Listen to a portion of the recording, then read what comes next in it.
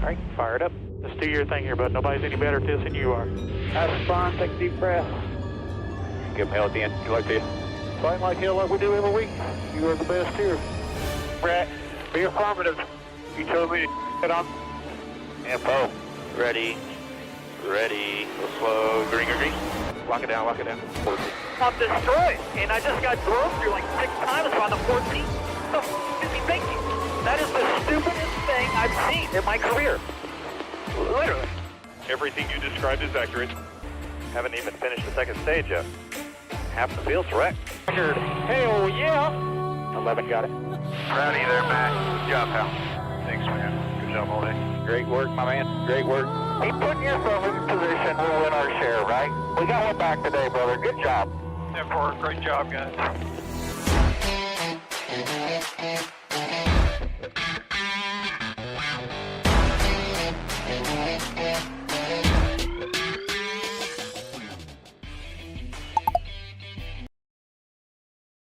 And welcome back to Racing in the Draft. My name is Mark. I'm finally back home, and I don't have a race to go to tomorrow. Wish I could, but not going to Indy. A little far from the house, and I've done enough traveling over the last 2 or 3 weeks, from South Carolina to middle of New York to Richmond. So, yay, back home. Finally got to spend some time and actually sit down and really focus in on Draftkings, but actually I've had a pretty good couple of weeks. Hopefully you have also. I appreciate you tuning in. Make sure you hit that like and subscribe button if you haven't already. I would appreciate it. And welcome to Racing in the Draft, where we discuss NASCAR Cup Series racing and Draftkings, and we break down drivers' stats, the track, and practice and qualifying, and all that fun stuff. So, let's get into it. Let's look back at last week's Firekeepers Casino 400 with a rain delay. And it was a race where Martin Truex Jr. didn't win on Monday, but he was really close. Did come in second, and he probably had the fastest car of the day. But Chris Buescher decided he would go back-to-back, kind of like Kevin Harvick did last year, going back-to-back at Richmond and Michigan this year. Different Ford, different team, different driver, but still a Ford. All right, optimal lineups from Michigan last week. Martin Truex Jr. and Chris Buescher finishing 1-2. I did not have both of them finishing that well. I had a couple of lineups with them in it. Just didn't expect them to perform as well as they did. I did have some Brad Keselowski, some Corey LaJoie, and Denny Hamlin. And a little bit of Austin Cindric, but not near what I needed. Most of mine came from just the guys just outside the optimal lineup, which still gave me a pretty decent week. I ended up cashing above what I had put in, so that's always a plus. But other guys that did well: Kyle Larson, Daniel Suarez, Eric Jones, Kevin Harvick. I did not expect Harrison Burton to perform as well as he did. I missed that one. Ross Chastain, Ty Dillon, Ryan Blaney all had good days also, at least in DraftKings world. Optimal lineup challenge. Oh, it is tight up top. Chris Buescher, Martin Truex Jr., and Kyle Busch now all with 7 races where they have made the optimal lineup this year. And 3 more drivers right on their heels: Ricky Stenhouse Jr., William Byron, and Kyle Larson. And 2 road coach guys kind of right behind them: Michael McDowell and AJ Allmendinger. All right, can anybody separate themselves out and take the top spot, or will it just continue to get closer and closer at that top? We'll have to wait and see. But either way, I appreciate everybody tuning in. That was Michigan, but we are at the Brickyard, Indianapolis, for the road course race. This might be the last time we race on the road course, at least for the near future. Supposedly they've got a tire test for the oval race after this race tomorrow, and maybe hopefully we'll get back to the oval. I think this next gen car would perform extremely well on the oval. I mean, it does really well on the road course, but I think for some reason that, well, just the way this car is set up and the way it's geared and the bigger tires, I think it would perform extremely well on the oval. All right. We are headed to, like I said, the Brickyard 200 at Indianapolis. It is a road course slash roval type of track. Race length, or the track length, is 2.439 miles to be precise. A lot of to the thousandths. 14 turns around this this roval style course. Race length is 82 laps. Dominator points will only be 43.4 points, coming from 20.5 laps led and 36.9 fast laps. That doesn't equal up, right? And yeah, I don't know why I got that. So it's 57.4. Either way, I don't know. 57.4 is the Dominator. Dominator points are not going to be an area of concern. Unless Daniel Suarez or Truex can, or Reddick can get out front and stay out front the entire race. I just don't see that happening either. But Dominator points will not be a big concern. We are looking for place differential. We are looking for finishing position for this race.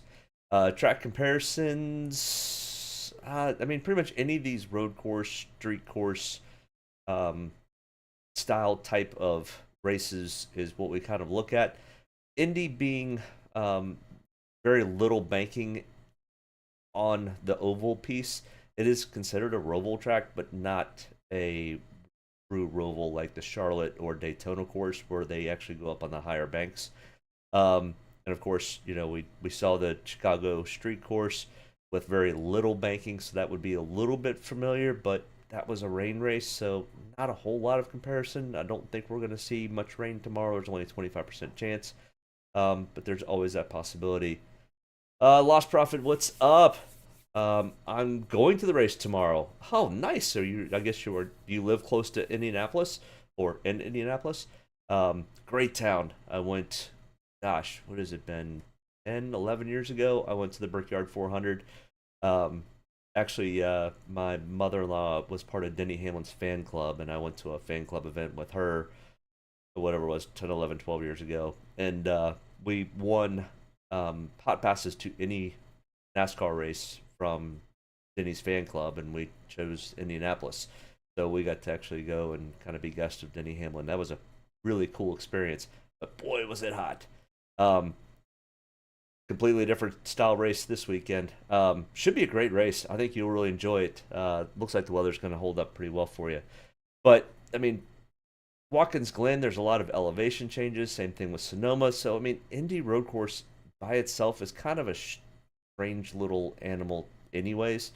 But, so, I mean, I guess the street course of Chicago might be the closest because it's the flattest. But anytime they're turning right and left,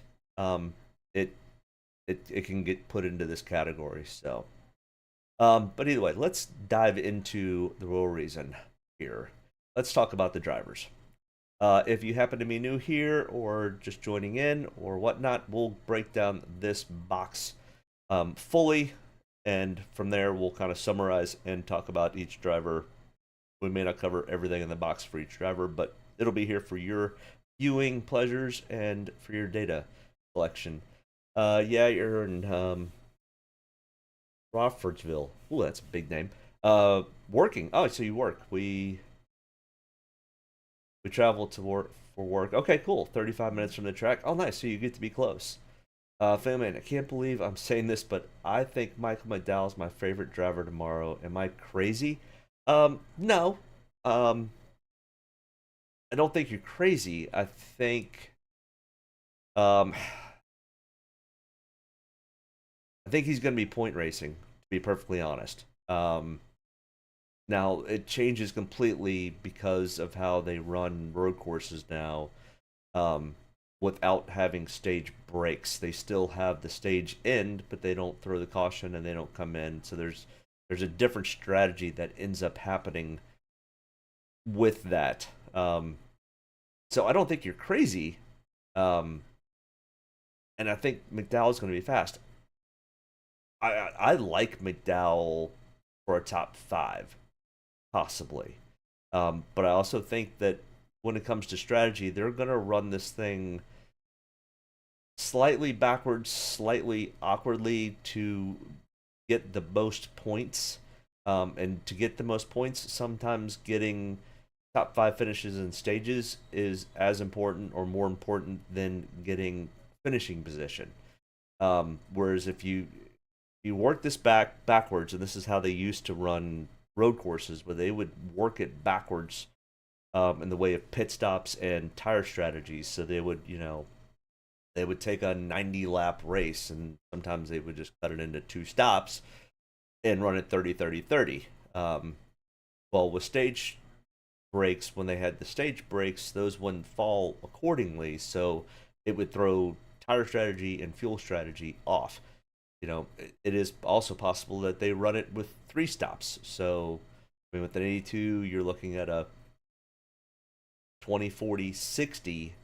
So every 20 laps you're coming into pit. Well, with stage breaks, the way they run, not stage breaks, but with stage point racing, McDowell's going to race for those stage points more so than for potentially the finish of the race. Because if he can finish top 3 in both stages, that's 14 to 20 points. Where if he goes out and finishes 8th in the race but doesn't get very many stage points, he ends up with like 37 points and not a whole lot of stage points. Whereas if he finishes like 12th in the race, he ends up with like, sort of the point breakdown completely. It's a little confusing, but it works backwards from 45. He'll end up with 30 points in the finish, but then have potentially 15 points, so he would end up with 45 points. So he ends up with more points by stage racing instead of finishing position. That makes sense? Unless they think they've got the car to beat. And he could potentially have the car to beat. He was fastest in practice. Along with Todd Gillen was very, very quick in practice. But that didn't show up at qualifying. I think Michael McDowell is definitely a top 10 contender for tomorrow. All depends on how they end up strategizing it out. So I don't think you're crazy. I mean, same thing could be said for, any of these guys back there. Daniel Suarez, who's got the pole position. More likely he's going to probably try to run for a finishing position and try to get the win and just walk off into the playoffs. But Ty Gibbs is racing for points. Bubba Wallace is going to be racing for points. So it changes the strategy. But, at least Suarez, McDowell, and Ty Gibbs are all starting within the top 10. So yeah, I don't mind the McDowell play. It could potentially be a little risky for finishing position because DraftKings doesn't do anything with stage points.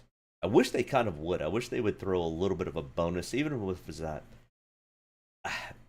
half point. Excuse me. A half point. So, in stage 1, if you finished 10th or you finished first, you got 5 points bonus. And then each position behind it. So, if you finished 5th in stage 1, you would get 2.5 point bonus. I wish they would kind of throw that into it. Now, it would throw all of my spreadsheets into a complete chaos. But I think it would be an interesting way for DraftKings to add a little bit something different to just having the finish. So I think it'd be kind of cool to have that. So we'll kind of dig into all of those as we get along here. So let me break down this box for anybody that might be new that happens to watch this video. Martin Truex Jr., $10,500. That is his price on DraftKings. He is the highest priced driver in DraftKings. The next line is his starting position is 12th, so that's where he qualified. Then in the gray box here, his practice speeds were 10th in single lap. Now, I'm a little mad at NASCAR because NASCAR didn't have something was wrong with their data collection and collecting all the laps in practice.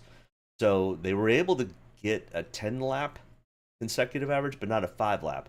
We only have like 11 cars who did 10 lap consecutive runs, because the lap times were so long, and they only had 20 minutes of practice. They really, at least on road courses, they've got to get these guys to 50 minutes. Just let the whole field go whenever you want to go.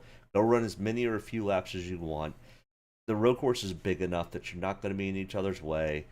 And then we would kind of get a better idea of some long run speeds and any tire fall off. So, but anyway, Martin Truex Jr. had 11 laps total. He did do a 10 lap consecutive run where he was second fastest. So, pretty good practice speeds, decent qualifying. Martin Truex Jr. did win at Sonoma earlier, and was pretty dominant. And he's been on just a hot streak lately. So I don't mind the Martin Truex Jr. play. It does give some place differential upside. But as we continue to look through this box, the next line down here is, it correlates with this up here. So when I do this, I look at the 5 tracks that I think are the most similar to Indy, which would be Sonoma, Coda, Chicago, and of course the Indy road course from 2022 and 2021. Now remember, the 2021 was in the last gen car, but both of these races were just complete chaos. So that's what these stats come from. So if we look at those stats in those 5 races, Martin Truex Jr. has 1 win. The reason I do this, and I typically do 5 of the last track. So when you guys saw the video at Richmond, there were 5 recent races at Richmond. Where Indy, they only race once a year, and they've only raced the road course twice. So I've got to throw in some other road courses into this mix. So that's why that's there. I know, rambled on about that one. So in those 5 races, Martin Truex Jr. has the 1 win at Sonoma, 1 top 5, 1 top 10, 3 top 20s, a 28.7 Draftkings average, and a 17.2 average finish. Then here in the yellow is the last race that they had at the Indy road course, which Martin Truex Jr. finished 21st. Then over here, I have the total road course stats. So all the road courses that Martin Truex Jr. has ever run in the Cup Series, which is 45 road courses, quite a few. He's got 5 wins, 14 top 5s, 19 top 10s, 30 top 20s with a 15.6 average finish over those 45 races. Then over here to the top left, I have got, this is what I consider, I guess, a ranking system or power ranking, or however you want to look at it. It takes these last 5 races, then I look at all of his road course history.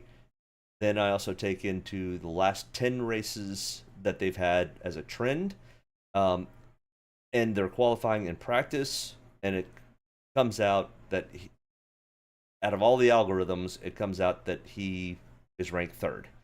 So I take a look at that as kind of, so I don't overlook somebody, and I'm not just looking at qualifying in practice. It's also what have they done recently, and what have they done at similar style tracks in the past. Hopefully that all makes sense. So his ranking is 3. And then this 35 to 40% is how much ownership I have. And I will put an asterisk out there that I might change my mind in the morning. Usually it doesn't change much off of this, and that's why I do add a little bit of a variance in here. That, and I also don't want to say, well, I'm running a 37.5% Martin Truex Jr. in my lineups. Not that you could probably figure out what I'm running, but it gives you an idea. So 35 to 40% ownership with Martin Truex Jr. starting 12th. He's got some PD upside, and he does pretty well at road. Hopefully that all makes sense. We'll kind of cruise through the rest of these, and I won't go into full detail about each one, but you'll have the data there. Tyler Reddick, the winner from last year here at the Indy road course, 10,300, starting 2nd, outside pole position. And as anybody has watched my videos in the past, I'm never a fan of the pole sitter or outside pole. Just a lot of risk, not as much reward. like I said, we're not really shooting for dominators here, mostly place differential and a little bit of finishing position. Now, that doesn't mean Tyler Reddick can't potentially be there at the end, and if he is, he's going to probably be close to being leading laps and having fast laps, which would then probably also put him into optimal lineup range. So it's just risky anytime you're looking at anybody in the top five, because a bad pit stop, a strategy that doesn't put them close to the top five can be very, very detrimental and kind of risky. So that's just why I say it. Now, I haven't completely faded off of Tyler Reddick. I'm running 10 to 15%. So, but his price is 10,300. He was 15th in single lap, 4th in 10 lap consecutive average. Not too bad. He does have 2 wins at the road courses that we are looking at. He won at Coda earlier this year and won the Indy road course last year. And those are only his 2 races that he's done well in. The other 3, he's finished outside the top 20. 21.7 Draftkings average and a 16.8 average finish. And out of the 17 total road courses that he's run, he's got 3 wins and 11 top 20s with a 13.8 average finish. So I don't necessarily mind Tyler Reddick. He is a pretty good road course racer. But if it's a bad day, it's typically really bad for Tyler. So it's either feast or famine with Tyler, which has me concerned slightly. Or I don't want to put all his eggs in one basket with Tyler Reddick. There's some other drivers that I would much prefer to put my eggs all in that basket. And it's not going to be the one that you probably think. And we'll get to him here shortly. SVG, Shane Van Gisbergen. I've got to learn how to really pronounce that. I think I'm doing pretty good. But 10,100. Looks like he's going to end up coming to the States full-time soon and race a modified full-time schedule next year. They're still working out the details, but it looks like he's going to run for Trackhouse. The problem is Trackhouse doesn't have an extra charter, and they're not going to get rid of Ross or Daniel Suarez, so Shane's just going to have to drive a third car. I think they'll find the funding for it, and if he goes out and gets wins, and he's running a full-time schedule, he could still end up making the playoffs. So, I mean, with all that being said, you could probably still end up at least breaking even, if not making some money, until you can get a charter. But 10,100, heavy price tag. But he did win pretty handily. I wouldn't say it was dominant because it was such a crazy race at Chicago, but he was there all day. And once he finally turned it on at the end, he was lights out. So will it be the same? Probably not. Is he going to be good? Probably. He easily has the potential of a top 10. I think possibly even a top 5. I'm real interested to see how he does. But starting 8th, 12th in single lap, and he did not do a 10-lap consecutive average because he only did 7 laps of practice. That doesn't worry me too much. He knows what he's got, what he doesn't have, and what they need to do to fix it. But as we look from his stats, 1 start, 1 win, 54.7 Draftkings average. Yeah, I've got 25 to 30% ownership in SVG, so I'm probably about where the field's going to end up lying on him. He's got some place differential potential there, not a ton, but I think he's a top 5. So I'm more shooting for him in a finishing position than I am anything. Andrew, if Reddick ownership is high, I will probably be under. Yeah, if Reddick's ownership is high, I'm going to be under. Like I said, I've only got 10 to 15% ownership, and I'm not even sure I really like having that much ownership in Tyler Reddick. Not that I don't think he has the potential, because he does. I mean, the only reason he won Coda was because it ended up being an absolute crazy cluster at the end of that race. Not that he wasn't fast there, it's just, Tyler Reddick's just been inconsistent this year for me. That's my biggest issue. 2311's been inconsistent. Their pit crews have been inconsistent. There's just too many variables to have the number 2 starting spot for Tyler Reddick. If Tyler Reddick were starting 12th where Martin Truex Jr. is, I would probably be flipped on those two. Just be honest. I just don't like his starting spot. That's the biggest thing. Chase Elliott, win or don't make the playoffs in the next 3. They pretty much, I don't think, can point their way in. I'm not even sure they can finish. I mean, maybe they could finish second in the next 3 races and finish first in all the stages and possibly point their way in, but they're going to need some help to do it.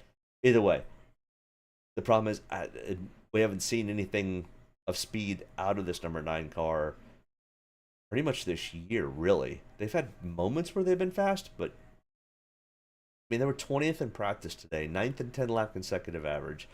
He goes out and qualifies 3rd, good, but Chase Elliott's not point racing, I don't think, at this point. I think he's got to be backing it up as a win. And I just haven't seen the speed out of that 9 car so far this year.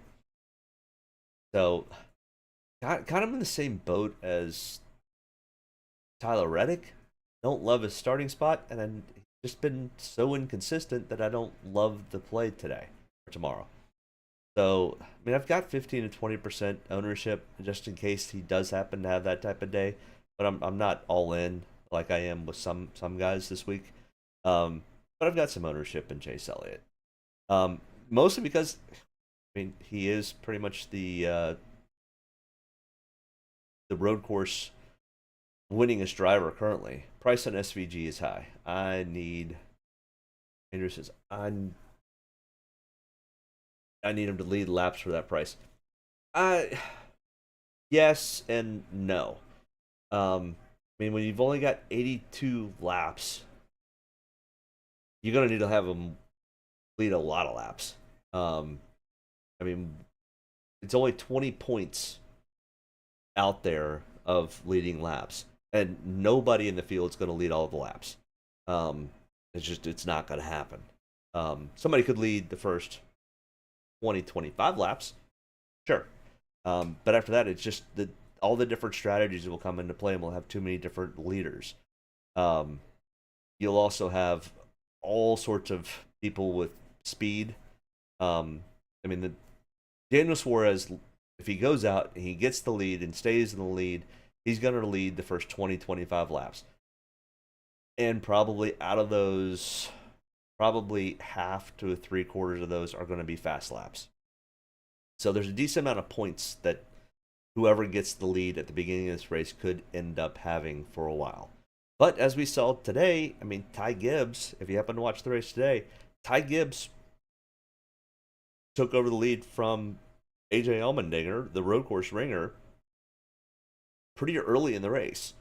And then it rained, and then things got kind of screwy there for a while. I'm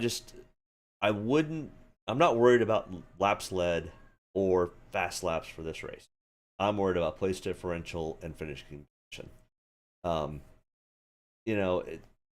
So, I mean, I get you, Andrew, for that price, yeah. But, I mean, same thing could be said about Tyler Reddick. Same thing could be said about Truex Jr. I mean, I think Chase Elliott's price is too high. But, you got to have some high-price guys in this thing. So, this is almost anybody's kind of race. Well, there's about 15 guys that can win this race. Chase Elliott's one. SVG's one. Reddick is one. It's just been inconsistent. Kyle Busch, 9,800, starting 5th. 16th in single lap practice. Did not do a 10-lap consecutive run, but did 10 laps of practice. He's decent at road courses, but he's not somebody you go, ooh, yeah, Kyle Busch, that's who I want for road courses. So he's kind of sneaky, but he's starting 5th. I don't know if Kyle Busch gets any higher up than 5th. I mean, this car won this race last year with Tyler Reddick behind the wheel. So I don't know. He's got a 12.8 average finish over the last 5 road courses. Finished 11th in this race last year. Has won 3 road courses in his total career out of 49 total starts. About half the time he finishes in the top 10. Only 25% of the time he finishes in the top 5.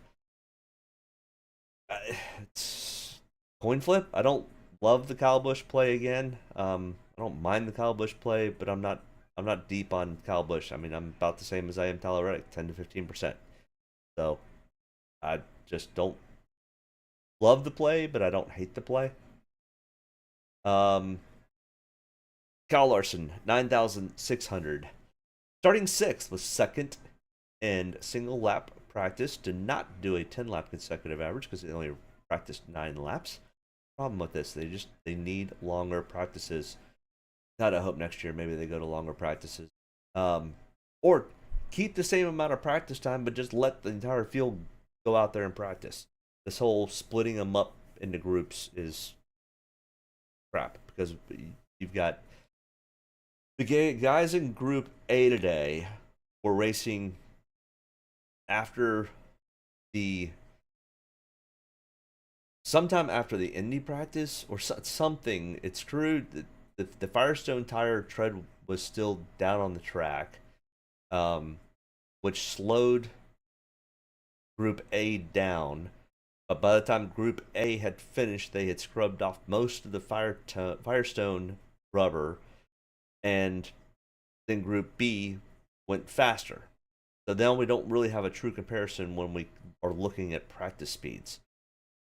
It's just practices on road courses are wonky, especially when you've got a different tire that's being run in the same weekend, and then it's short. You only have 9 laps of information.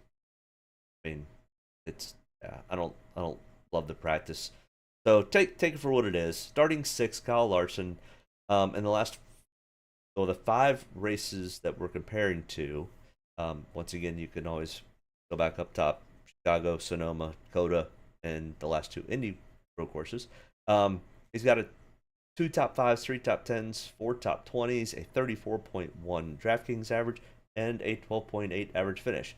If you remember last year, Kyle Larson destroyed him and Ty Dillon when either his brakes failed or he just completely missed the corner. I don't know which. But he finished 35th. 29 total road course starts with 3 wins, 14.1 average finish. Starting 6, once we start getting a little bit deeper, I think Kyle Larson has a potential for a top 5. He needs to have a top 5 to kind of get his momentum back in line. Kyle Larson probably is going to be really, really good next week. Not that he can do well at Indy road course. He just has never really shown a whole lot of speed at the Indy road course, or had just slight issues. So I don't have a huge amount. I've got 15 to 20% ownership in Kyle.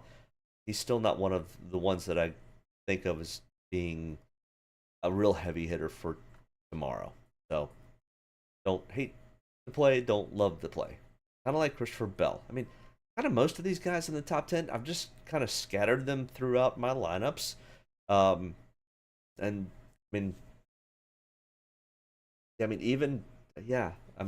think once we get to like 8, 9, 10, I do like the 10th place starter.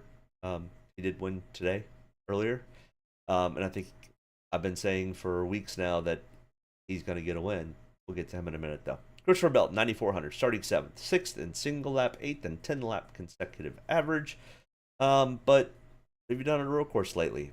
Not a whole lot. 21.2 average finish at the 5 that we're comparing to. No top 5s, 1 top 10, 3 top 20s, 13.4 DraftKings average. Not great, not great.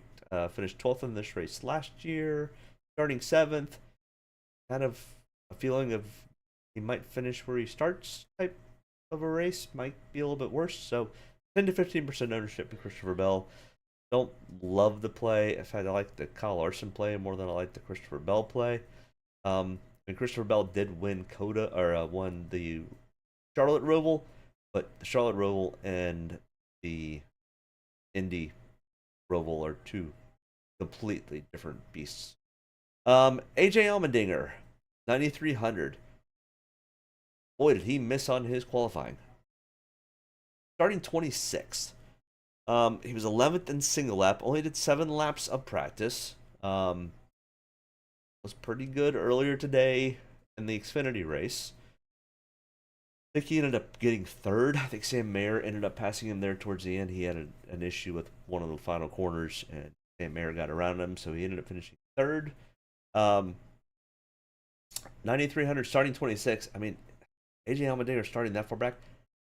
That's going to be the problem. Is he's going to be very, very heavily owned. Just because it's AJ Allmendinger, the road course ringer. But he hasn't shown tremendous speed in this next gen car. He's got 13th place average finish. He finished 7th last year in this race, and he won the Indy road course in the last gen era. I mean, if you look at his Cup career, he's only got 2 road course wins. I mean, so does Christopher Bell. We don't call Christopher Bell a road course ringer. Kyle Larson's got 3. Well, we sometimes look at Kyle Larson as a road course guy, but I mean, not really. I mean, Chase Elliott's really the only one we look at as being a road course ringer type of guy. So I mean, AJ Allmendinger always runs really well. He's always super competitive at road courses. Now, starting 26, I'll take an AJ starting 26 all day long. And I did 35 to 40% interest. But, you know, I mean, don't be surprised if AJ only goes out and finishes 8, 9, 10, somewhere in there. I don't know if he goes up and challenges for a win. So, like I said, even if he goes out and finishes 7 to 10, that's going to be enough to probably put him close to being in the optimal lineup starting 26. That's enough place differential upside with AJ. Well, I got the wrong car here. Not Chris Buescher's car. Chris Buescher drives the 17, not the 2. Screwed that up. I'm not going to fix it. Chris Buescher, 9,200, starting 34th. Whoops. To say the least. I thought he was starting further up than that. Chris Buescher. Starting 17th. Starting 34th. I really screwed that all up. Who's 34th? Yeah, that's all wrong. That's Ricky Stenhouse Jr. supposed to be starting 34th. All right, let's do this and get all of his stats. I screwed that all up. I always do that with somebody every week, don't I? Chris Buescher, starting 17th. He's ranked 6th. 1 top 5, 4 top 10s, 5 top 20s. An 8.8 average finish. And he won the last 2 Cup races. Got a 45.2 Draftkings average. His practice, he was 17th in single lap, 10th in total laps that he ran. He did not do a 10-lap consecutive average. So, I mean, good stats all the way around. And I've always said momentum is something to always look at. I definitely didn't expect him to do as well as he did last week. So Chris Buescher, 4 top 10s in the last 5 races that we're comparing to. That's solid. Where did he finish this race? Indy last year. Where is he? Finished 10th, started 16th. So, yeah. They're on a hot streak right now. So, I definitely do like some Chris Buescher. Sorry I screwed this stat up for you guys. But I do like some Chris Buescher. This percentage is correct because I did this after I did this box. So I do have 25 to 30% interest in Chris Buescher, especially starting 17th. There is some place differential upside. Denny Hamlin, starting 25th. That does sound right. $9,000, but his practice speeds were not great. But Denny Hamlin has been very competitive at Indy the last 2 years. I mean, last year he ended up getting into a little bit of trouble. Um, Interesting. Is the sound still coming through okay? Because I'm getting a error code for audio stream. Just let me know. I'm sure Family Man will let me know. He is always good about that. But Denny Hamlin starting 25th. Typically really, really good here. Toyotas are really good at road courses again this year. They were not last year, but they're much better this year. Cool. Thanks, Bet. Um, his practice speeds were not great, so I almost have a feeling I'm wondering if they were setting up for longer run speeds and not for qualifying. And Denny Hamlin also he's set into the playoffs. Maybe they're doing some testing for Roval. I I don't know. Denny Hamlin's too competitive. He always wants to finish well, so I doubt that's the case. I think he just missed. But they'll get it. They'll get it figured out. Denny Hamlin will be there, and there's some place differential here. So I've got quite a bit of ownership in Denny Hamlin, 40 to 45%. He might be one of my favorites, not necessarily to win, but if he goes out and gets a top five, he's going to be. I hate when there are too many chalky plays. Which one to fade? Yeah, there's a lot of chalk. I mean, you got AJ starting 26, you got Denny starting 25th, Chris Buescher starting 17th. That's why it was pretty easy to fade some of these guys that were starting in the top 10. We've got a ton of guys with place differential that also finished really well. But what have you done for me lately? Indy Road, the last five, no top 10s, 3 top 20s. Finished 14th in this race last year. I mean, if Denny gets up to 14th, starting 25th, that's probably not enough to make optimal, but it's probably top 10 in points. So he's gonna need to get to the top 10. Coin flip. I went heads and went with a lot of Denny. Not saying that that's the right call. William Byron, 8,900. Starting 39th because they failed tech 3 times in a row. They finally got it right on the 4th one, but he did not get to qualify. So he goes out and practices. He got 9th on the speed chart, 7 laps of practice, but he was not able to qualify. So he did not get to shake down anything with his car. He then also, after the green flag, has to do a drive-through penalty. So he's got to start last, drive through the pits. Now, he'll still come out and still be on the lead lap. The issue and problem is if we don't get a caution for a long time and he's a little bit off or has a couple of bad corners, he could end up going down a lap pretty quickly. If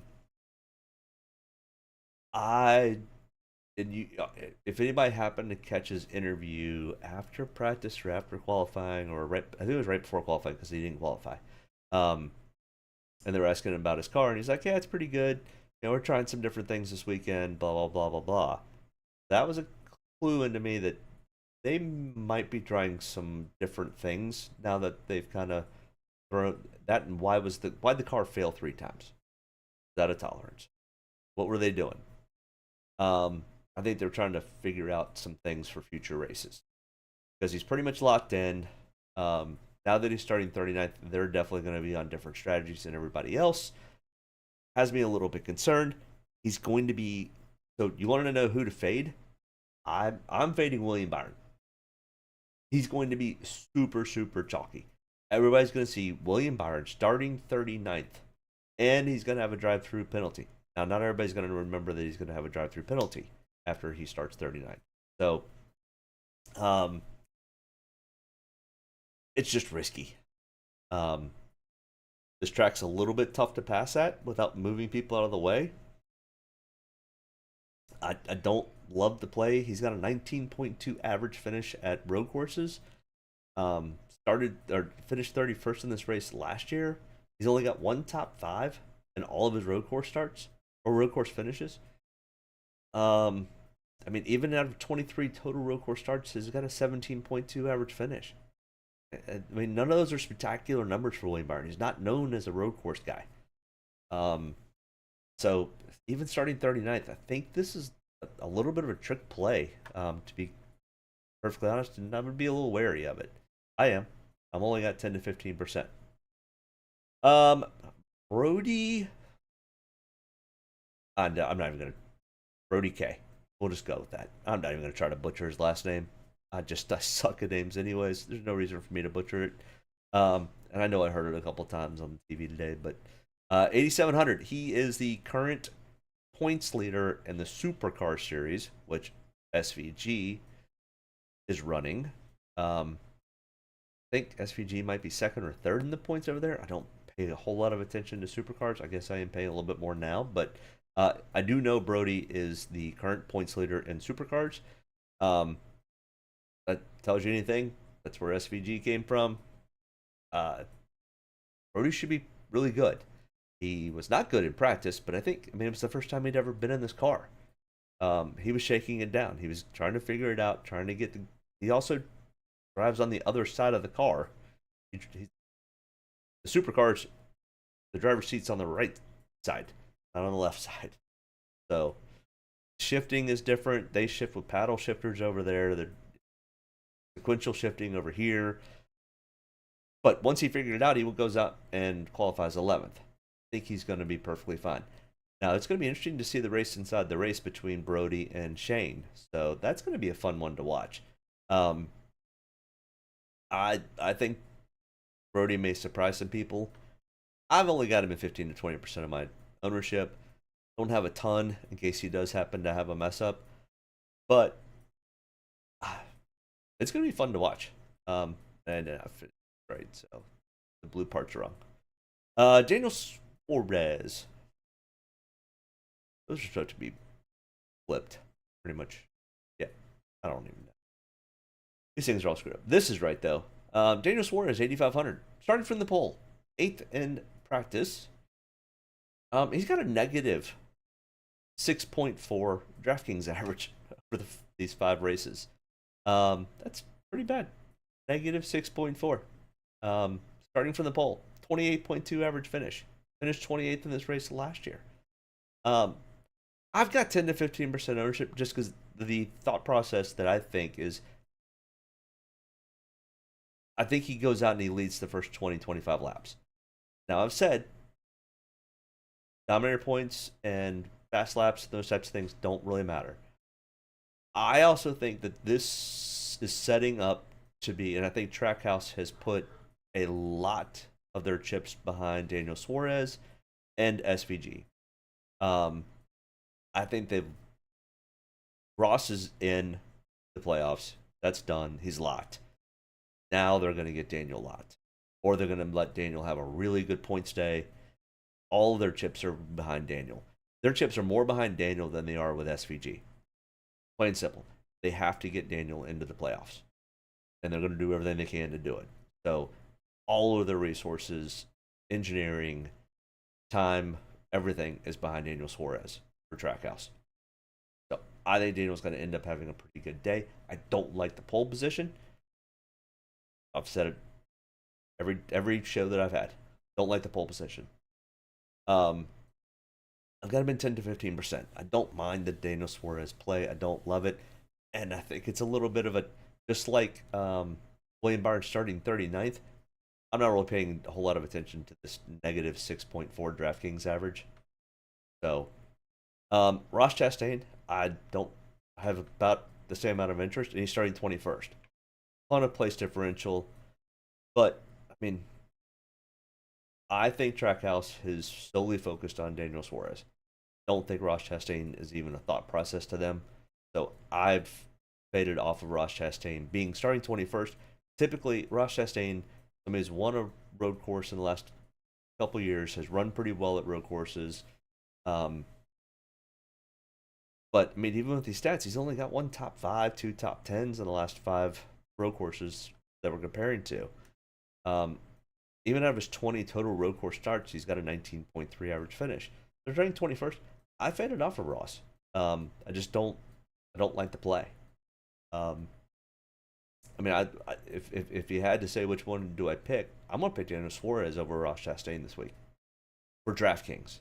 I still think Daniel outperforms Ross anyways on the racetrack, but I'm off of Ross Chastain. I'm on Daniel Suarez. I am on Austin Cindric though, 8100, starting 20th.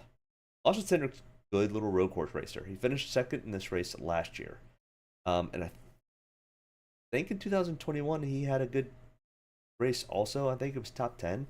He's got a 9.6 average finish. One top 5, 4 top 10s, 4 top 20s, starting 20th. I mean, so all indications are if he goes out and finishes 10th, starting 20th at 8100, he's gonna have a good points day. He's gonna have 40 some odd DraftKings points.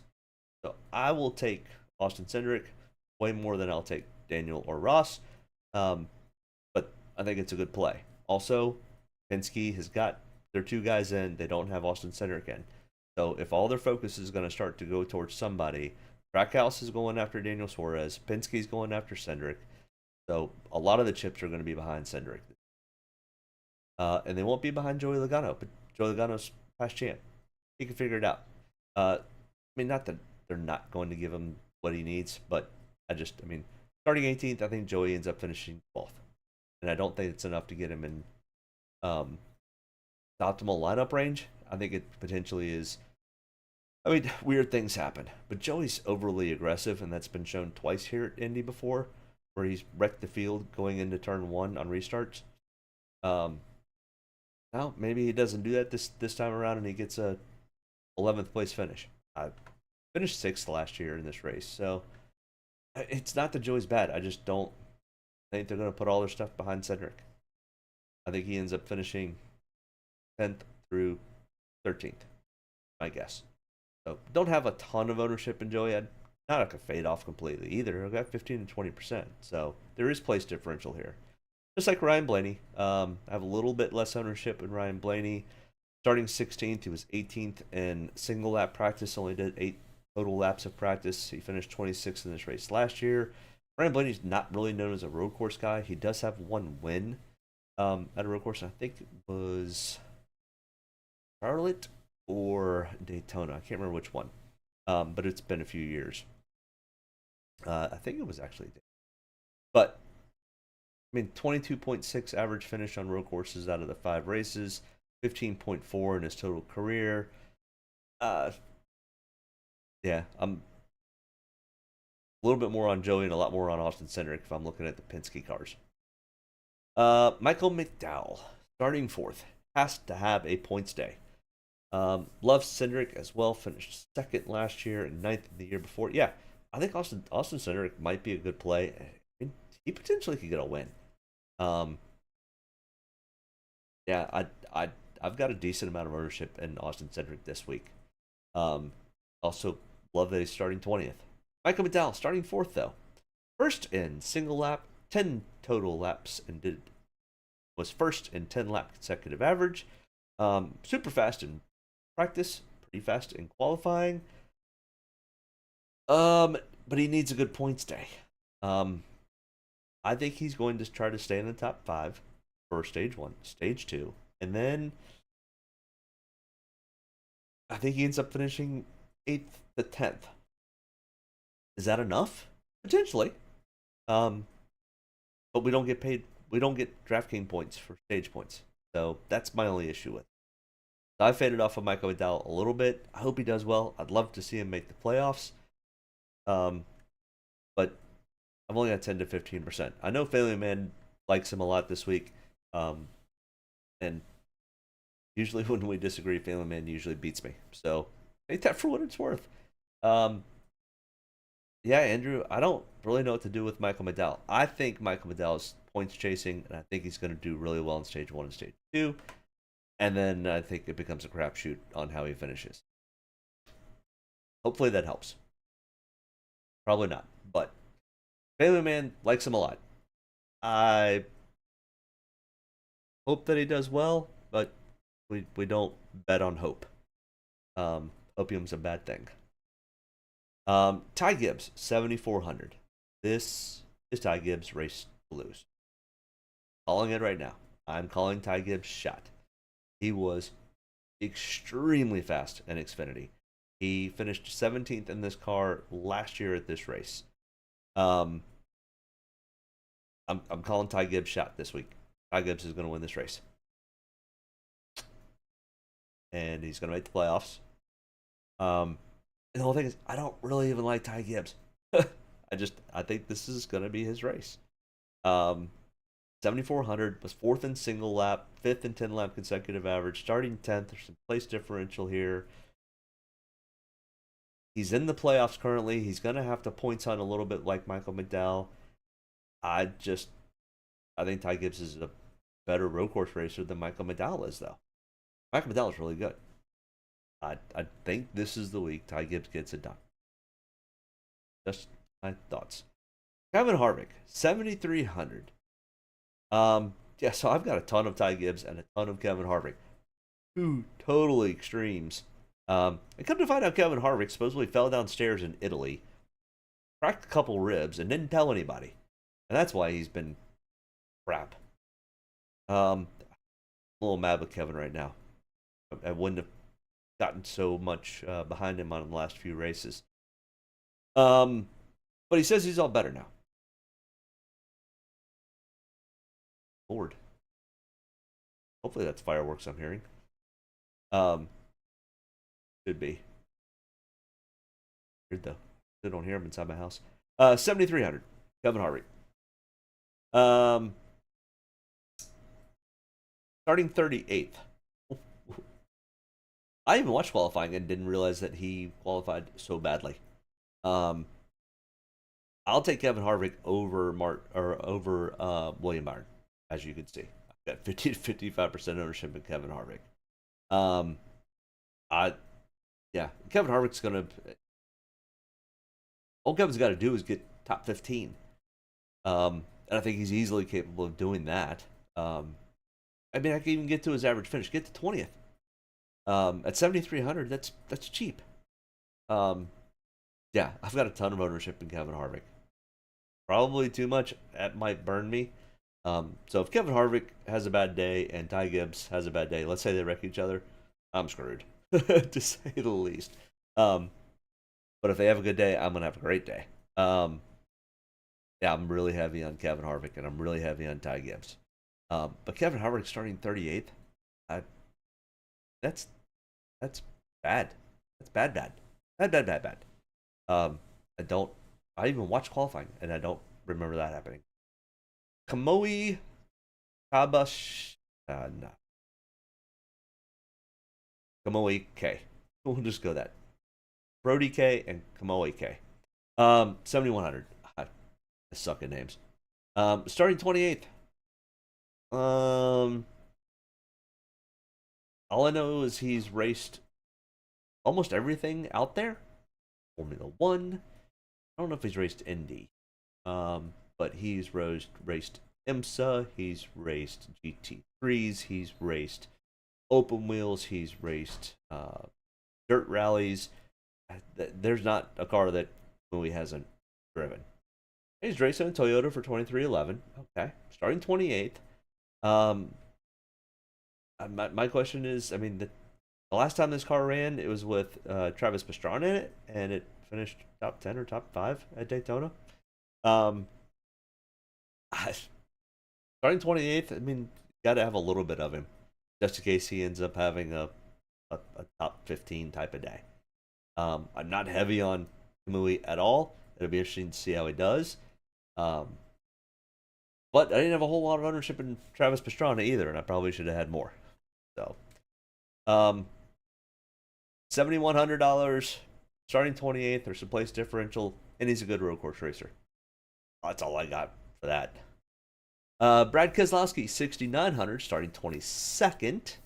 But 21st in single lap practice, 6th in 10 lap consecutive average out of 11 people who had 10 lap consecutive average. 23.8 average finish over the 5 races that we're comparing to. Finished 20th in this race last year. Never won on a road course. Coin flip. Does he end up having a decent day? RFK Racing is headed in the right direction. his Chris Buescher's won the last two races. Brad's run well, but Brad's not known as a road course guy. 39 total starts with only 7 top fives. Starting 22nd, I mean, there is some PD upside here, but not a whole lot. I don't have a whole lot of ownership in Brad. That's some, just in case. But Alex Bowman. Alex has pretty much got to win or not get in. He's in the same boat as Chase Elliott. And Alex actually is kind of sneaky on road courses, other than his finishes. He runs well and then just doesn't ever seem to be able to finish that well. Starting 9th, he was 5th in single lap speed and 3rd in 10 lap consecutive average. I just don't trust Alex Bowman. He still says his back still hurts from time to time, so he's not completely healed on that. Just been having mediocre luck lately. Just don't think it's his year. Starting 9th, I'm not willing to take a real deep shot on it. Only got 5 to 10%. Now watch Alex go out and win the race, and Ty Gibbs finish 38th. That'll be my luck. That happens, I'm gonna be having a bad day. Start drinking early. I don't have a whole lot of ownership in Alex Bowman, but I mean, I don't have a lot of ownership in Chase Briscoe. It's about the same as Alex Bowman, starting 13th, kind of up front. There is some place differential potential, but a 22.6 average finish over those 5 races, an 18.3 out of his 15 total road course starts, finished 23rd in this race last year. There's nothing here that makes me go, ooh, there's a possibility here. I mean, at least Alex has got a top 5 out of the 5 races. But yeah, nothing here for Chase Briscoe that really interested me. I think I've got him in like 3 or 4 lineups. I think it's probably 3 on both of them. So not much ownership out of 40 lineups. Jenson Button, 6,600. Starting 31st, 13th in single lap, did not do a 10 lap consecutive average, a 19.5 average finish out of his 2 total starts in the races that we're comparing to. The problem is he's driving the 15 car, which typically is not that good. He's always run the 15 car, and he's never really finished that good.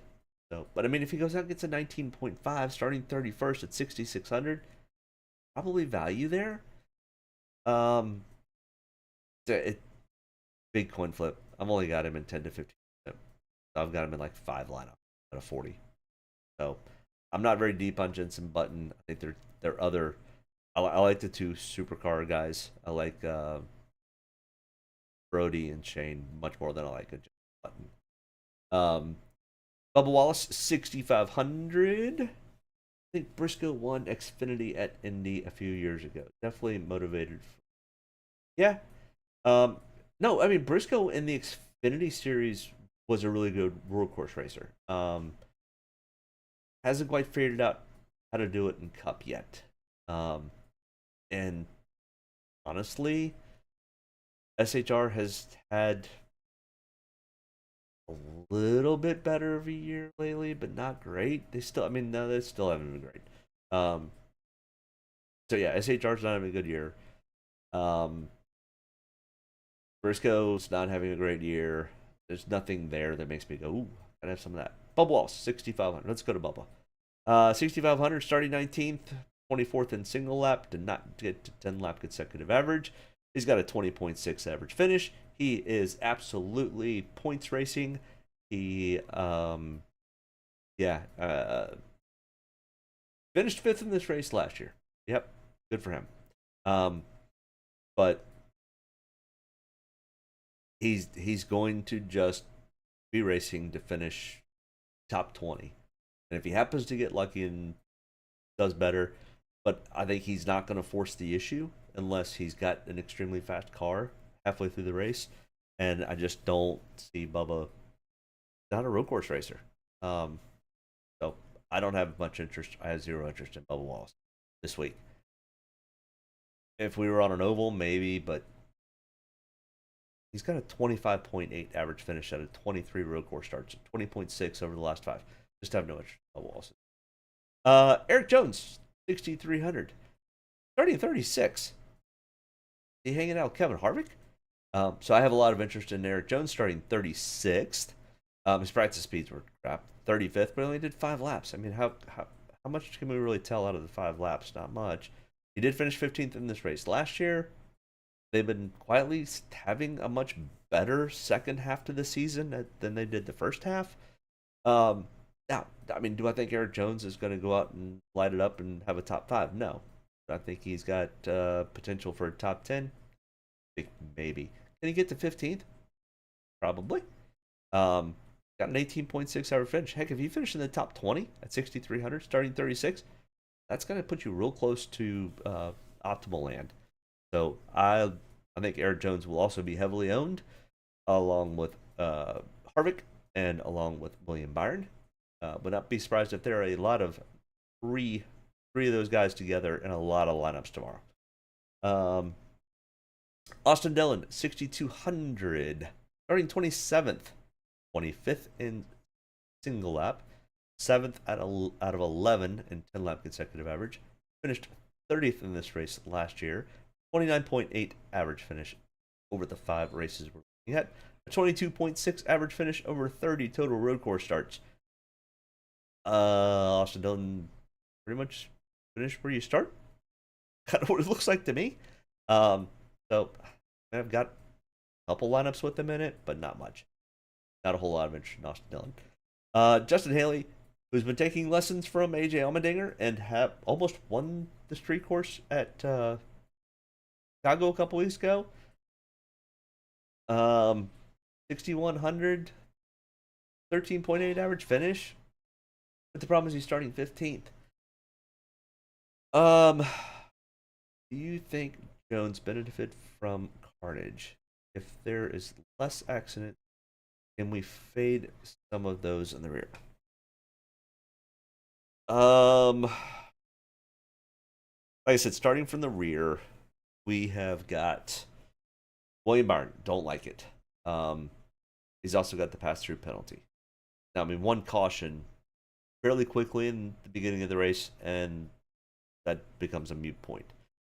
Kevin Harvick is a decent road course racer, not somebody you like go, ooh, I want Kevin Harvick in my car to go race road course, but better than 38th. Eric Jones is probably better than 36th. Now, are any of those 3 guys going to light the world on fire at road courses? No. Can they get to 10th through 15th? Possibly.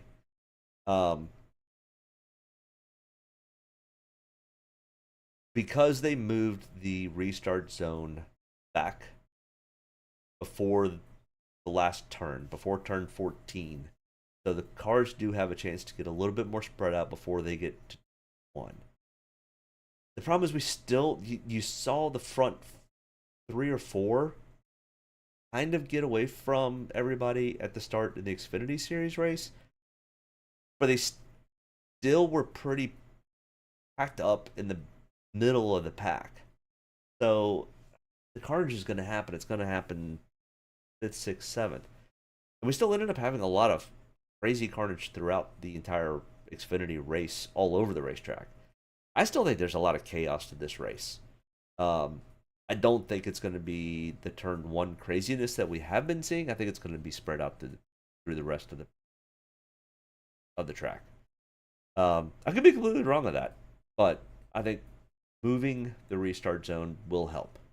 At least lessen some of the 5 wide going into turn 1 scenario. So I think you need at least one of those 3 guys in a lineup, if not 2. And I just don't like the William Byron play. I like the Eric Jones play. I like Kevin Harvick play. But even after that, I don't really like anybody starting in the 30s. I mean, between 30th and 39th, I think my second favorite play is probably about the same amount of lineups, is actually Josh Bilicki. because he's super cheap, starting 32nd, and he does pretty well on road courses. But yeah, I think Judd's benefited from it. So did Harrison Burton. So did Todd Gillen. So did a lot of people last year. Benefited from all the accidents.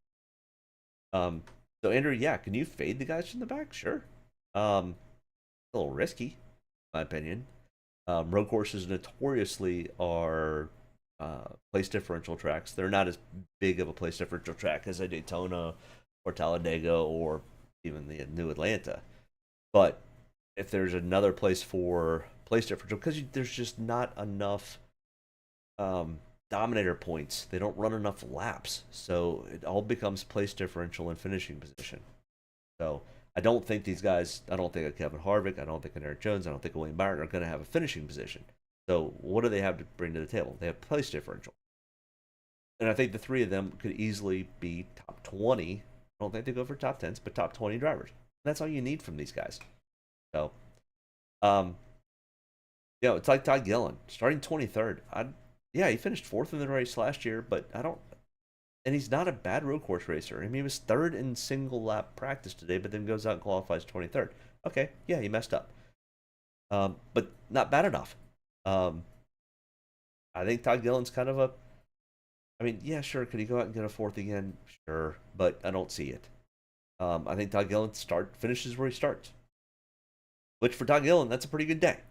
And he's got a 14.3 average finish over these 5 races.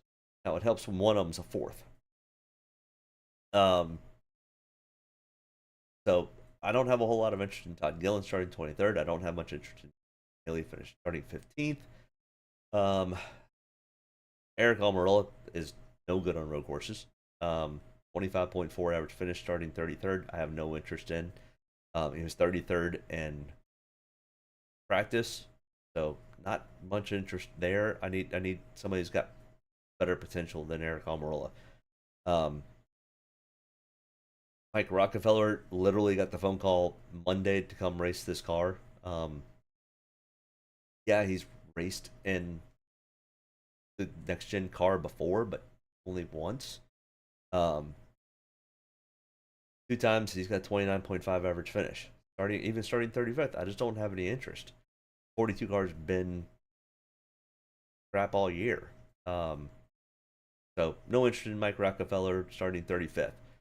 I do have some interest in Ricky Stenhouse Jr. starting 34th. Now he definitely benefited from a little bit of carnage, but if we look at his average finish over 5 road courses, the last 5 road courses, 15.4. Not bad. Ricky Stenhouse Jr. is having a pretty good little year so far this year. Can he keep that up? Maybe. I don't have a whole lot of ownership, but down in this 34th, starting between 30th and 39th, I think I've got about the same amount of ownership in Ricky as I do in William Byron. So it's definitely what it is. Now, he also was 34th in practice. So maybe he is a 34th place driver. So I have some ownership, not a ton though, in Ricky. Ryan Preece is no good on road courses. Self-exclaimed no good at road courses. Maybe Ricky is a good pivot. Yeah, no, I think Ricky's probably a really good pivot. I think everybody's going to jump to William Byron. They're all going to jump on Kevin Harvick. And Ricky's probably going to get overlooked in 34th. A little bit of a risky play, but I'd rather take a Ricky Stenhouse Jr. starting 34th than a Mike Rockefeller starting 35th, or an Eric Almirola starting 33rd. I think everybody so far on this page, Ricky Stenhouse Jr. is the play, and Corey LaJoie starting 14th. I think that's the best Corey finishes is 14th. Now he's got 5 straight, all these road courses. He's finished in the top 20, but the problem is he doesn't get to the top 10, so he's going to finish where he starts or worse. So I don't have much interest in Corey LaJoie. So out of this whole page right here, this 5,000, Ricky would be the play.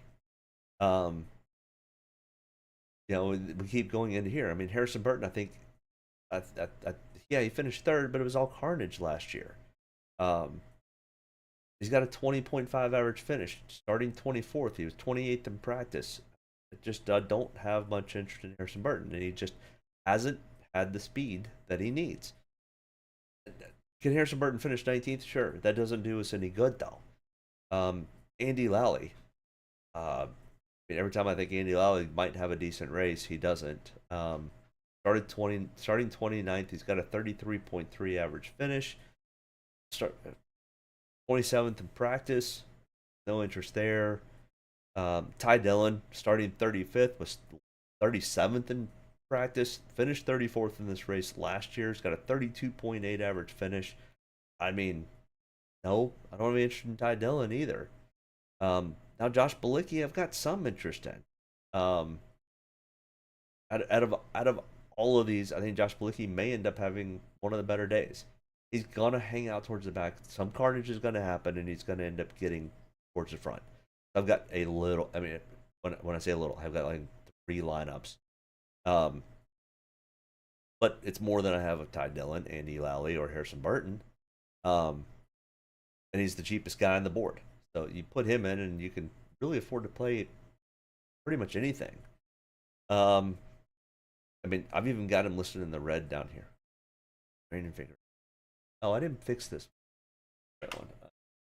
Do this again. The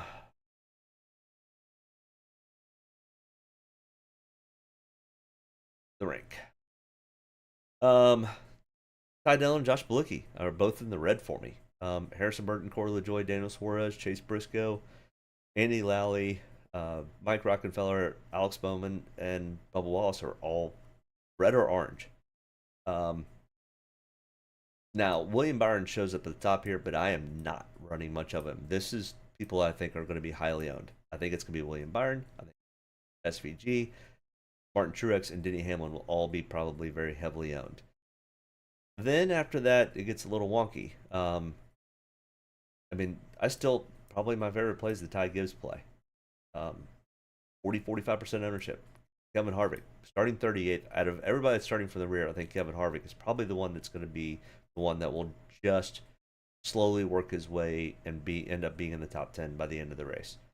I think Austin Cindric is a good play.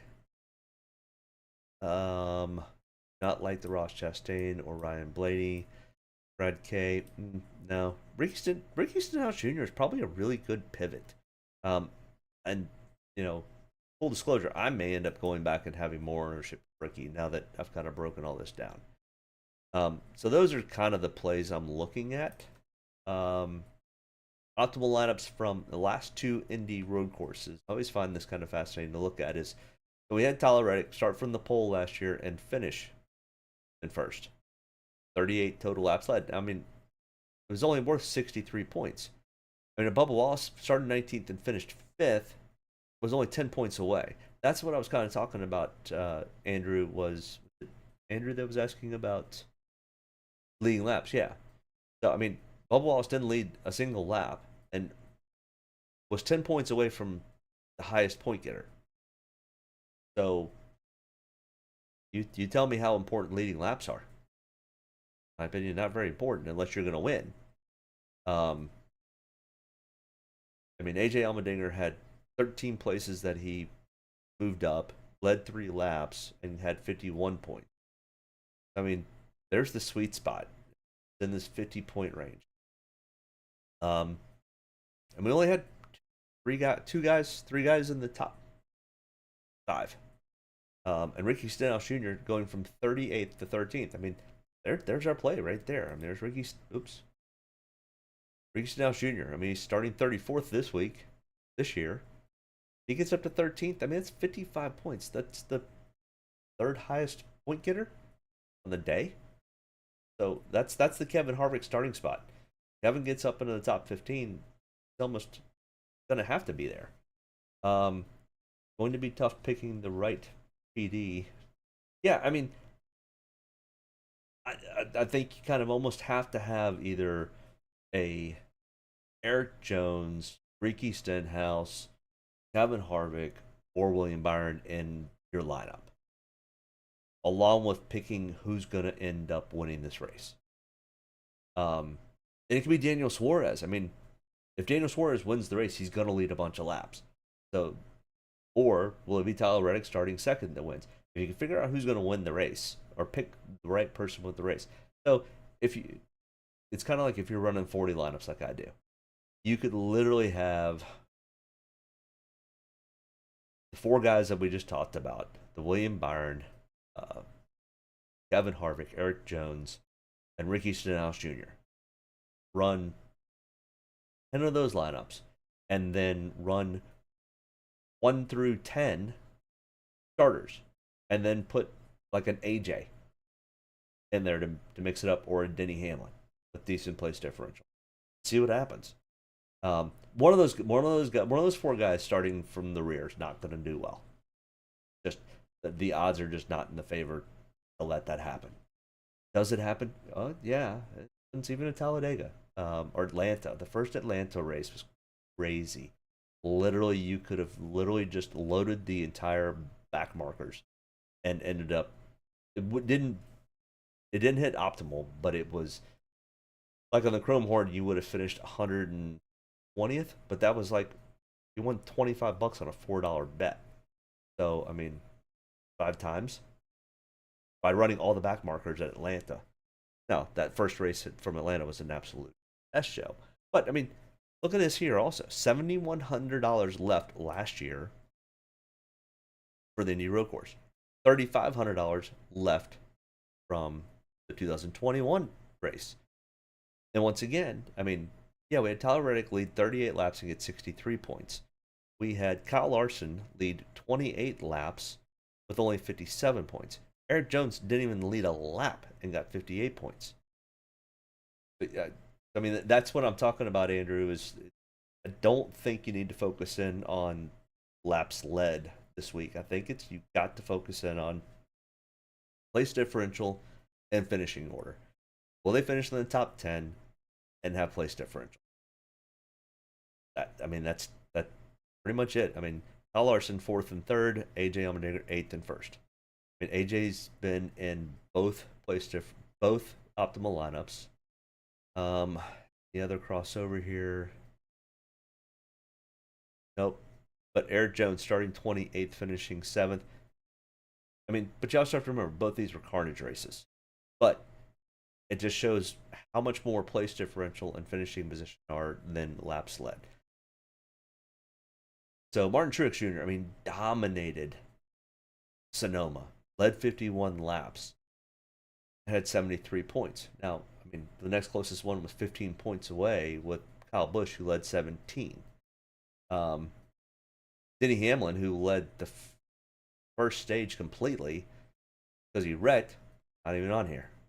So I wouldn't focus a whole lot on laps led. Chicago street course. I mean, Justin Haley, 37th to 2nd, 84 points. I mean, that's the biggest point total we've seen so far. But it's all place differential. I'm telling you, it's place differential and finishing position. SVG got it because he finished first. So 1st, 2nd, 3rd, 6th, 5th, 6th, and 12th. And the only reason Eric made it was because of the 6,500. So that's why I like looking at these optimal lineups at some of these tracks. I mean, all of a sudden you go to Martinsville, and it's completely different. It flipped over. You could have 1 or 2 guys that are place differential, but then you're looking for who's going to lead the most laps. Because there's so many laps, so many points. Either way, hopefully that information was what everybody was looking for. Hopefully that helps you build your lineups. I think out of everybody, Kevin Harvick is probably the safer play coming back. Behind that, maybe probably Eric Jones. Like I said, we looked over here. Eric Jones made it here, and Ricky Stenhouse Jr. made it here. So, I mean,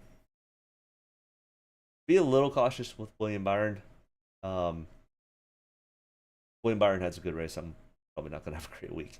So maybe you should take him if you want to be differential to me.